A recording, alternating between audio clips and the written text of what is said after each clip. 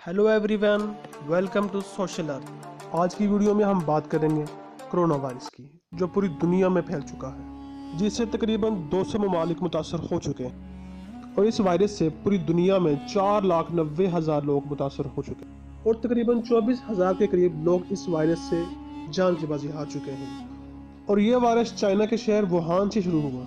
China में 81,000 के करीब लोग इस वायरस से मुतासर हुए, जिनमें से 71,000 के करीब लोग सेहतयाब हो चुके हैं। और कुछ मेथड्स हैं जो कि चाइना ने इस्तेमाल किए, जिनसे बहुत ही कम वक्त में चाइना ने इस वबा को कंट्रोल किया। मैं चाहता हूँ आप इस मेथड को इस्तेमाल करते हुए खुद भी बचें और अपनी फैमिली को भी बचाएं। हम सब ने टीवी पर देखा है कि कोरोना वायरस के मरीज को सांस लेने में बहुत दुश्वारी होती है। होता असल में यह है कि यह वायरस मरीज के फेफड़ों में मौजूद बलगम को गाढ़ा कर देता है, जिससे कोई भी दवा मरीज के फेफड़ों तक नहीं पहुंच पाती, जिसकी वजह से मरीज की डेथ हो जाती है।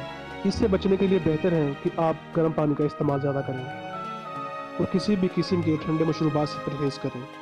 जैसा कि आप जानते हैं कि यह वायरस एक इंसान से दूसरे इंसान में सांस के जरिए और छूने से मुंतकिल होता है। इससे बचने के लिए चाहिए कि आप मास्क और ग्लव्स का इस्तेमाल करें।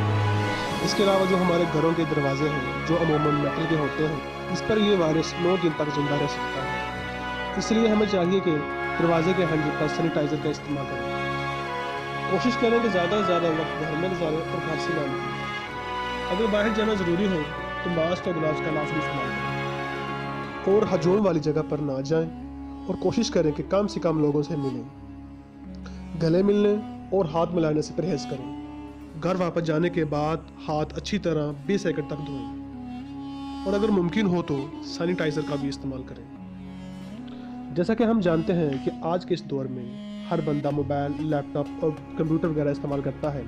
इसके लिए भी ज़रूरी है कि जब आप बाहर से आएँ तो पहले हाथ धोएं, फिर इन चीज़ों को इस्तेमाल करें ताकि किसी भी किस्म का खतरा ना हो। कोशिश करें कि बाहर के खानों, फास्ट फूड वगैरह से परहेज करें। मैं फिर दोहरा रहा हूँ कि गर्म पानी का इस्तेमाल ज़्यादा से ज़्यादा करें। किसी भी किस्म के ठंडे मशरूबात से, जैसे कोक, पेप्सी वगैरह से परहेज करें।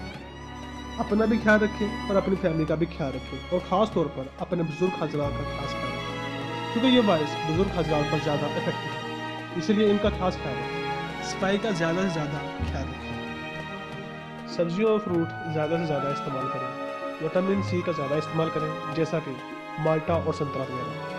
पाकिस्तान में अब तक 1300 के करीब कोरोना वायरस के केसेस सामने आ चुके हैं और तकरीबन 8 लोग जान की बाजी हार चुके हैं। मेरी आपसे गुजारिश है कि इस वबा को सीरियस लें। ये कोई मजाक नहीं है। हमने अक्सर सोशल मीडिया पर देखा है कि लोग इस पर मजाक बना रहे हैं। मेरी आप सबसे रिक्वेस्ट है कि इसे सीरियस लें, क्योंकि अब तक इस वायरस की कोई वैक्सीन नहीं बनी है। इससे सिर्फ हिफाजती अमल के जरिए बचा जा सकता है, जो कि हमने आपको इस वीडियो में बताई है। लिहाजा आप सब इन पर अमल करें, खुद भी बचें और अपनी फैमिली को भी बचाएं। और आखिर में हमारी आपसे रिक्वेस्ट है कि इस वायरस को सीरियसली लें और जो भी एहतियाती तदबीर इस वीडियो में बताई गई हैं, इन पर अमल करें और अपना बहुत ही ज़्यादा ख्याल रखिएगा। आपसे मुलाकात होगी अगली वीडियो में।